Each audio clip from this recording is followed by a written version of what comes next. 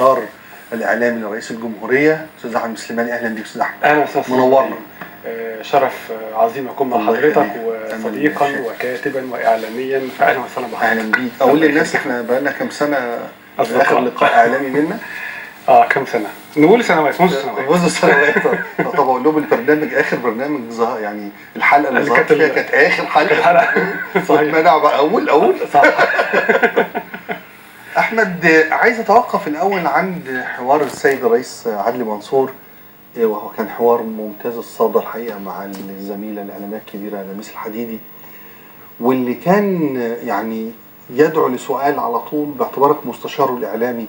طب وليه لم يكن الرئيس ليظهر كل هذه الشهور أكثر من مرة، كل شهر في حوار من هذا النوع، في مكاشفة للناس برأيه وموقفه، في شفافية في الإجابة عن كل الأسئلة المطروحة أمام الرأي العام، في تنوير كمان لكتير من الناس، خصوصا الصخب الإعلامي أو القوى السياسية وطحنها وضجيجها ممكن يخفي كثير من الحقيقة اللي بيقدمها الرئيس عدلي منصور. زي ما تفضلت حضرتك أستاذ إبراهيم، هو فعلا لما سيادة الرئيس ظهر مع الأستاذة لميس الحديدي عمل رد فعل ممتاز جدا عند الناس، وكان من فترة في حوار تلفزيوني وحيد قبل كده مع التلفزيون المصري، فعبر 8 شهور تقريبا حوارين للسيد الرئيس. هل هذا كافي؟ أنا من مدرسة أقرب إلى حضرتك إنه ليس كافيا، وأنا تمنيت على السيد الرئيس أكثر من مرة إنه يطلع ويتكلم، لأن عنده مصداقية أساسها ليس فقط كفاءة التعبير عن الصدق، إنما في صدق حقيقي بداخله. الأمر الثاني هو قاضي جليل، حسن الحديث، اللغة منضبطة، عف اللفظ، كل شيء بيقوله في مجاله، وهو مخلص لهذا المكان، يعلم أنه يعني سيمضي من قصر الرئاسة بعد قليل في أعلى درجات الإخلاص. أنا طلبت كتير من سيادة الرئيس إنه يطلع يتكلم للإعلام، أو على الأقل إن كتير من أنشطته تكون تحت أضواء كاميرات أكثر، إلا إن هو بتركيبته يفضل ألا يكون كثيرا تحت الأضواء، ربما بحكم طبعا الخلفية القضائية. الأمر الثاني هو لا يفضل الحديث كثيرا إلا للضرورة القصوى.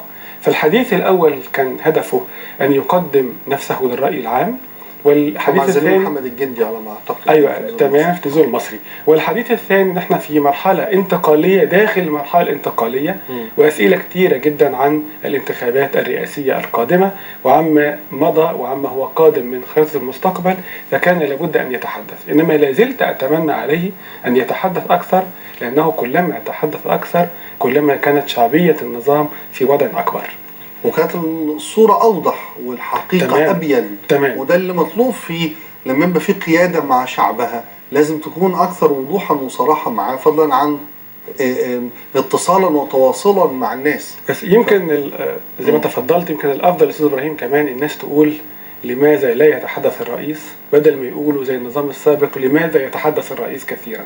فالحقيقة برضو هذا مش معايا يا أستاذ أحمد إنه في ضغوط شديدة جدا على كل قرار وموقف بيتاخد في مصر، قادمة من ذكريات مبارك أو ذكريات مرسي، يعني برضو وكأن احنا طول الوقت في أشباح تحرك مواقفنا ورانا، ما أحسن يبقى كذا، أصل خوف من كذا، احنا ما خرجناش من الأشباح حتى الآن يبدو. والله برضو هي فيها رؤية، إنه الرئيس السابق دكتور محمد مرسي كان كثير الكلام. يعني مثلا في شهر رمضان كان بيدلي تقريبا بحديث يومي في الإذاعة، وكان يتحدث أحيانا أثناء صلاة التراويح، ولكن ممكن تشوف أو تستمع إلى 60 حديث للرئيس السابق محمد مرسي خلال شهر واحد. فده برضه فائض من القول. ده من الحقيقة جدا. تمام، يعني عرف نفسه بسرعة صحيح بأكبر كثافة ممكنة، وفهمنا كويس جدا انه اوله من اخره بالظبط، وادركنا ضعفه. يعني في المسألة والخطبة حضرتك كانت بتاخد 3 ساعات احيانا 3 ساعات. فمساحة العرض للرئيس السابق محمد مرسي ربما تساوي مساحة عرض الرئيس الأسبق حسني مبارك. لو جبنا مجمل أحاديث مبارك التلفزيونية وخطبه في 30 سنة ربما تساوي زمنا أحاديث الرئيس السابق محمد مرسي في سنة. فالرئيس عدلي منصور كان لابد من إعادة الهيبة إلى الدولة وإعادة الهيبة إلى الخطاب الرئاسي. فأول خطاب لسيادته كان 7 إلى 8 دقائق، وكذلك الخطاب الثاني 9 مساء 9 مساء، مفيش نستنى 10 و12 و1 بالليل. فهذا الوقار وهذا الانضباط وهذه الجزالة في اللفظ وفي اللغة وفي المعنى ربما كانت مهمة لإعادة الهيبة بعد فترة ترهل كبيرة جدا في الخطاب والأداء.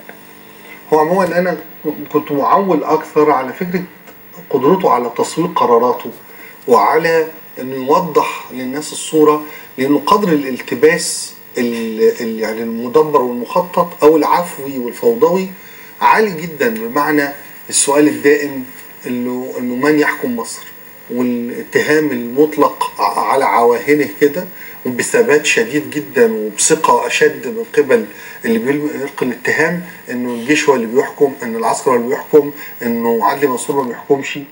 فاذا كان رئيس عدلي منصور بيقول وبيتكلم وبيتواصل مع الناس، كان كل السحب دي تتبدد واحدة وراء الأخرى يعني.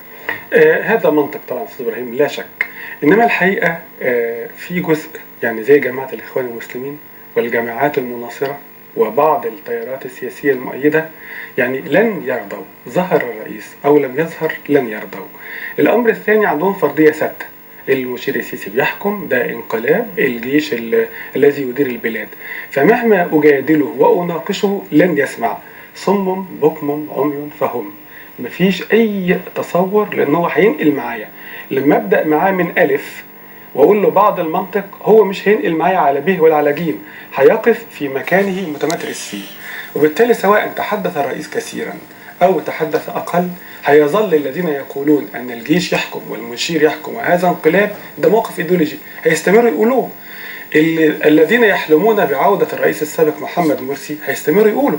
في ناس الآن أستاذ إبراهيم بيتصوروا عودة مبارك، في ناس بيتصوروا عودة الملك أحمد فؤاد ملكا على مصر وفي حركة ملكية. أنا موافق على إنه المتمترس حوالين فكرته ده هو حر فيه، بس أنا عن هل ده يعني جوه صناعة القرار الرئاسي؟ المفروض القرار الرئاسي بيتكلم على الرأي العام كله، مشغول بالشعب المصري، مش مجموعات سياسية مهما كان درجة يعني تمترسها حوالين افكار جامده. فما اظنيش انها بتعنينا قوي، احنا بيعنينا تحصين هذا الراي العام من التاثيرات الجانبيه، وخصوصا وهنا هنبدا يعني ننتقل الى النقطه الثانيه، خصوصا انه اعتقد ان مثل هذه المجموعات قدرت تسحب من التكتل الكبير بالتشويش والتشويه على 30 يونيو وما بعده، واللي بنشوفه من بعض القوى السياسية. يعني أنا الحقيقة تمنيت دون أن ألقي المسؤولية على أحد، والسيد الرئيس فوض الحكومة السابقة ويفوض الحكومة الحالية في سلطات كثيرة جدا، وأنا تمنيت على الحكومة السابقة أن هي التي تخرج وتشرح للناس بما أنها مفوضة باتخاذ الكثير جدا من القرارات. إنما ربما أنا يعني بما استطعت واجتهدت حاولت أن أوضح، ربما الزملاء من مستشار السيد الرئيس حاولوا، إن برضه الحملة كانت قاسية على الرئاسة وقاسية على مستشار الرئاسة، وبعضها ربما له أساس وبعضها ليس له أساس، إنما كان على الحكومة السابقة، وهي أنا في رأيي أدت أداء ممتازا في بعض الجوانب، وكالعادة أدت أداء يعني أكيد سيء في جوانب أخرى، إنما كان هي ينبغي تتولى عملية تسويق النظام وتسويق الثورة سواء في الداخل أو الخارج. إنما ربما مجمل الضغوط أدت إلى ذلك. أتصور إن أداء الحكومة الحالية آمل إن شاء الله أن يكون أفضل كثيرا في موضوع التسويق. طيب هل هنا النقطة الخاصة بأحمد المسلماني بقى، الكاتب الصحفي والإعلامي المشغول بالهم المصري اللي تحول وأصبح قاعد في قصر الاتحادية، بمعنى إنه بقى في مسؤولية وفي مقعد يطل به على جانب أوسع من الحياة المصرية السياسية، وشفت كل القوى السياسية تقريبا وتحاورت مع كل الأحزاب تقريبا. لما أعمل جرد كده ل8 شهور من الحوارات الدؤوبة والمستمرة مع مثل هذه القوى، يبقى إيه العناوين الرئيسية؟ ما نفتقده وما يعني هو موجود، ما هو إيجابي وما هو سلبي فيما يخص القوى السياسية والأحزاب السياسية. طبعا لازم أبدأ وأوضح أن حضرتك عندك موقف في هذا الأمر، وأنا قريت مقالتك في جريدة التحرير وقلت فيه أن على أحمد المسلماني أن يستمع وينصت جيدا حتى لا يعمل بما يسمع. صحيح، بس بحاول يبقى محايد دلوقتي وبسأل أسئلة يعني محايد. تمام حضرتك. أنا الحقيقة تشرفت بأكثر من نمط اللي السيد الرئيس أوفدني لقاء القوى السياسية. قابلت فيه من السيد عمرو موسى، الأستاذ حمدين صباحي، دكتور السيد البدوي، الأستاذ سامح عاشور، دكتور محمد أبو الغار، دكتور يونس مخيون، قوى سياسية عديدة. النمط الثاني، أنا استقبلت في الاتحادية أو في منشية البكري في رئاسة الجمهورية مجموعات شبابية وإعلامية، بعضها منشقين من الإخوان، بعضها قوى ثورية، بعضها قوى إعلامية، بعضها قوى ثقافية مختلفة. النمط الثالث ما أفعله الآن وأنا مستريح جدا له، وأعتبره حتى بالنسبة لي نفسيا من أريح ما فعلت، وهو فكرة النخبة البديلة أو لقائي بجامعة هارفارد ثم كامبريدج الأسبوع القادم، ونأتي على ذلك. خريجين هذه الجامعة، خريجي هذه الجامعة المصريين يعني. تمام. إذا الجزء الأولاني اللي هو القوى السياسية، لا شك أن كل القوى السياسية على الأقل اللي أنا قابلتها عندها رغبة وطنية ورغبة إصلاحية ورغبة في التقدم، إنما ما فيش وطن بيبنى بحسن النوايا، ما فيش وطن بيبنى أن يكون فيه سياسيين سفراء للنوايا الحسنة أو حسن التعبير، وما فيش وطن برضه بيبنى والناس عندها قول سياسي محدود من نوع كتير من اللي بيطلعوا يتكلموا عايزين ديمقراطية، عايزين تمكين المرأة، عايزين حقوق الإنسان، عايزين حريات، مش دي الدولة، دي حاجات أساسية. لكن الدولة فيها اقتصاد، وجوه الاقتصاد صناعة وزراعة، وجواها سياسات عامة، إسكان وتعليم وصحة، وجوه الصحة كمية كبيرة جدا من العلم والمعرفة والأداء والخبرات، وجوه كل مجال. فلو سطحت الأمور بمعنى عايزين زي مشروع النهضة، عايزين نعمل نهضة، يعني نعمل نهضة، ينفع مواطن يقول لما حد يقابله انت عايز مصر زي عايز مصر ممتازة، لكن ما ينفعش سياسي او رئيس حزب او مسؤول يقول عايز مصر ممتازة. ده كلام المواطن اللي في الشارع مش مضطر يعرف اكتر. للأسف ان كتير من القوى السياسية القديمة والجديدة بتتكلم بمنطق سفراء النوايا الحسنة إذا خلصت النوايا، وبعضهم بيتكلم بالعناوين الكبرى ان احنا عايزين مصر تبقى افضل وبكرة يبقى احلى.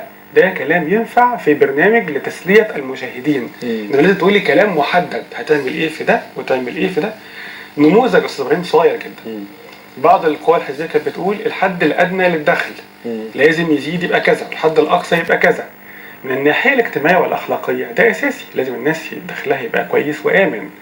لكن ولا واحد ممن التقيت ناقش من الناحية الاقتصادية الموضوع وقال يعني موافق تقول لي الحد الأدنى للدخل. علميا بقى الحد الأدنى للدخل لما أنا أخلي أقل دخل 1200 جنيه يؤثر على البطالة.